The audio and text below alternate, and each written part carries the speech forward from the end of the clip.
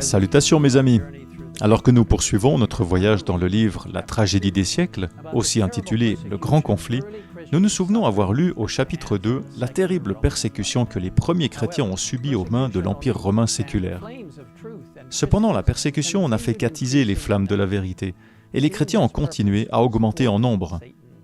Voyant que son but était contrecarré, Satan a changé de tactique.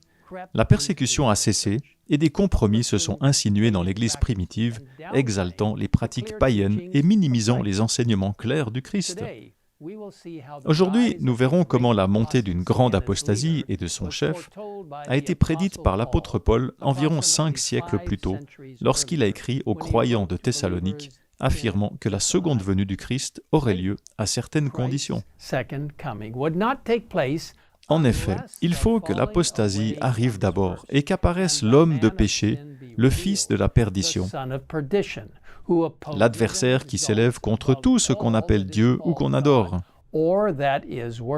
Il va jusqu'à s'asseoir comme Dieu dans le temple de Dieu en se proclamant lui-même Dieu. Et qui est cet homme de péché qui s'oppose à Dieu et tente de prendre la place de Dieu sur terre par des enseignements et des pratiques blasphématoires? En lisant le chapitre 3 de la tragédie des siècles, nous voyons que ce concept n'est pas immédiatement révélé. Peu à peu, modestement et en silence d'abord, puis plus ouvertement à mesure qu'il prenait des forces et recevait plus de crédit, ce mystère de l'iniquité poursuivait son œuvre d'égarement. Presque imperceptiblement, des coutumes païennes pénétrèrent dans l'Église. Alors que l'Église médiévale cherchait à gagner en richesse et en pouvoir, elle a été amenée à faire un compromis entre le paganisme et le christianisme, remplaçant la parole du Christ par la loyauté envers un être humain, le puissant évêque de Rome. En 533 après Jésus-Christ, l'empereur romain Justinien a nommé l'évêque de Rome, c'est-à-dire le pape, chef de toutes les églises saintes. Après l'expulsion des Ostrogoths de Rome en 538 après Jésus-Christ, la papauté acquiert un plein pouvoir politique et religieux. Le pape a alors reçu le titre même de divinité, Seigneur Dieu, le pape, et a été considéré comme infaillible, c'est-à-dire comme étant véritablement Dieu et homme. Nous lisons ce qui suit. Comme la Bible exaltait la souveraineté de Dieu et de la vérité, elle devait être cachée et supprimée. Telle fut la conclusion logique adoptée par l'Église de Rome. Des siècles durant, la propagation des Écritures fut interdite. On défendait au peuple de les lire ou de les posséder chez soi. Sans la Bible comme protection, les gens n'avaient aucun critère pour distinguer le bien du mal et étaient à la merci d'une Église et d'un clergé corrompu. Le paganisme s'est introduit dans l'Église par le biais du culte des images. Les idoles, auparavant vénérées comme des divinités païennes, étaient simplement transformées en soi-disant saints chrétiens et adorées. C'est ainsi que de grands groupes de personnes sont devenus des chrétiens de nom. L'une des façons les plus significatives par lesquelles le paganisme a pénétré dans l'Église est sans doute le culte du jour vénérable du soleil, à savoir le dimanche. Et cela ne s'est pas produit soudainement.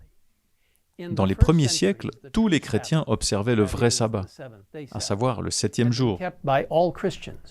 They were jealous for the honor of God, and believing that His law was immutable, they zealously guarded the sacredness of its precepts. Mais il nous est dit que Satan manœuvrait par ses agents avec une grande habileté. Le dimanche est devenu une fête en l'honneur de la résurrection du Christ. Au fil des ans, le dimanche a continué d'être célébré comme une grande fête, tandis que le samedi est devenu un jour de jeûne et de travail. Enfin, la fête païenne finit par recevoir les honneurs d'une institution divine. Quant au sabbat de la Bible, il fut qualifié de vestige du judaïsme et l'anathème fut prononcé contre ces observateurs. Au VIe siècle, la papauté était fermement établie et les 1260 ans d'oppression papale prophétisés dans les livres de Daniel et de l'Apocalypse avaient commencé. Le pape et les prêtres étaient considérés comme les seuls médiateurs entre Dieu et les êtres humains. Le salut par les œuvres était enseigné, encourageant les longs pèlerinages, les actes de pénitence, la fondation d'églises et de sanctuaires, et le paiement de grosses sommes à l'Église afin d'obtenir un chemin vers le paradis. La doctrine des indulgences a été introduite, permettant aux gens un moyen de payer pour les péchés qu'ils prévoyaient de commettre à l'avenir. Le faux enseignement de l'immortalité de l'âme a été mis en avant, donnant lieu au culte de la Vierge Marie et à l'adoration des saints célestes. Cela a ouvert la porte à l'hérésie des tourments éternels dans un enfer éternel, ainsi qu'à l'idée du purgatoire, une sorte de terrain intermédiaire où, après avoir souffert pendant un certain temps, on est prêt à être admis au paradis. L'une des hérésies les plus audacieuses était peut-être le sacrifice idolâtre de la messe, dans lequel les prêtres prétendaient faire du pain et du vin de la scène le vrai corps et le vrai sang de Jésus-Christ. Pour ceux qui n'acceptaient pas ces enseignements et pratiques hérétiques et idolâtres, la torture et la mort étaient prévues. Au XIIIe siècle, l'instrument le plus terrible de la papauté a été institué, l'Inquisition.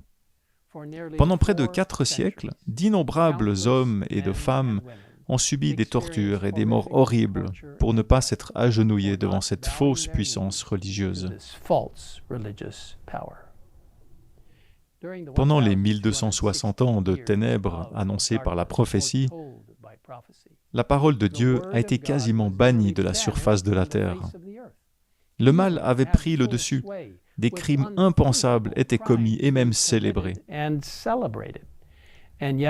Et pourtant, la lumière de la vérité de Dieu ne s'éteint jamais complètement. Tout au long de l'histoire, il a toujours préservé un reste, un groupe de personnes fidèles à sa parole.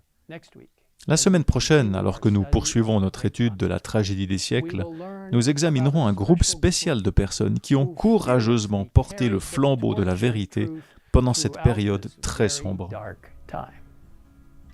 Si vous n'avez pas encore une copie de ce livre incroyable, je vous invite à visiter le site thegreatcontroversyproject.org où vous pouvez télécharger votre copie gratuite dès aujourd'hui.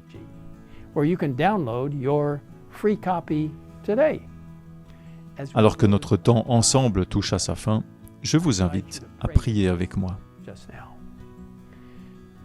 Père Céleste, nous reconnaissons que des millions de personnes ont littéralement souffert parce qu'elles ont cru en ta sainte parole écrite et qu'elles ont voulu suivre les instructions du ciel.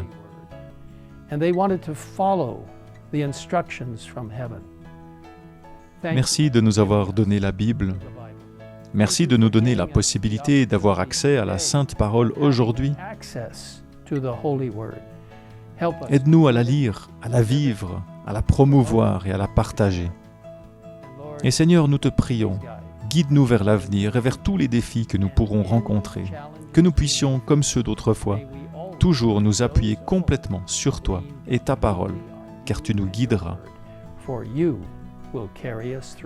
Merci. Au nom de Jésus. Amen. Amen.